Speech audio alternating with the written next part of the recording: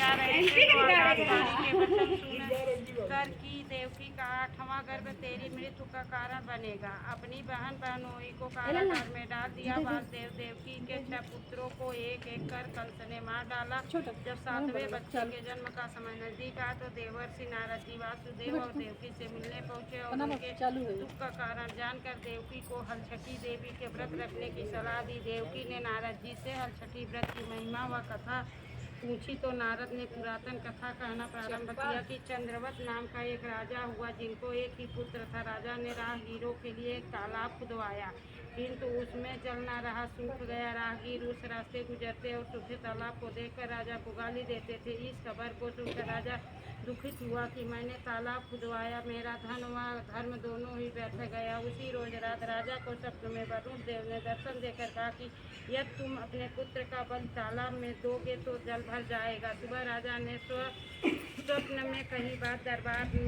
में सुनाया और कहा कि मेरा धन व धर्म भले ही व्यर्थ हो जाए पर मैं अपने पुत्र की बल नहीं दूंगा। यह बात लोगों से होता हुआ राजकुमार तक पहुंचा तो वह सोचने लगा कि यदि मेरी बलि से तालाब में पानी आ जाए तो लोगों को भला होगा। यह सुनकर राजकुमार अपनी बल देने तालाब में बैठ गया। अब वह तालाब पानी से लबालब भर गया। जल के जीव जंतुओं से तालाब परिपूर्ण हो गया। एक लौते पुत्र के बलि हो जाने से राजा दुखी होकर वन को चला गया।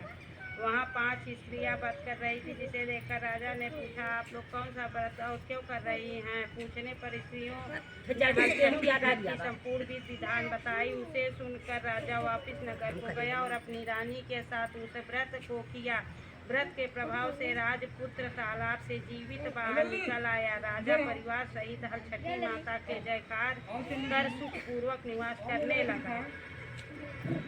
अब नारद जी ने देवकी से हलछठी व्रत की अन्य कथा कहना शुरू किया कि उज्जैन नगरी में 2 सौतन रहती थी। एक नाम रेवती तथा दूसरी का नाम मानवती था। रेवती को कोई संतान न था जबकि मानवती के 2 पुत्र थे। रेवती अपने सौत के बच्चों को देखकर हमेशा शौकिया डांस से जलती रहती और उनके पुत्रों को मारने का जलन ढूंढती रहती थी। एक दिन उन्होंने मानवती को बुलाकर कहा कि बहन आज तुम्हारे कुछ राहगीर मुझसे मिले थे। उन्होंने बताया कि तुम्हारे पिताजी बहुत बीमार हैं, वह तुम्हें देखना चाहते हैं। पिता की बीमारी को सुनकर मानवती दुखी हुई। रेवती कहने की बहन तुम शीघ्र अपने पिता को लिए चली जाओ, तुम्हारे आने तक मैं बच्चों का ध्यान रखूंगी। सौत के बाद को सचमान व अपने पुत्रों को रेवती के हाथों में सुरक्षित देकर मानवती पिता से मिलने मांग के चली गई। अब रेवती बच्चों को मारने का अच्छा मौका जानकर उन दोनों बच्चों को मारकर जंगल में फेंक आई।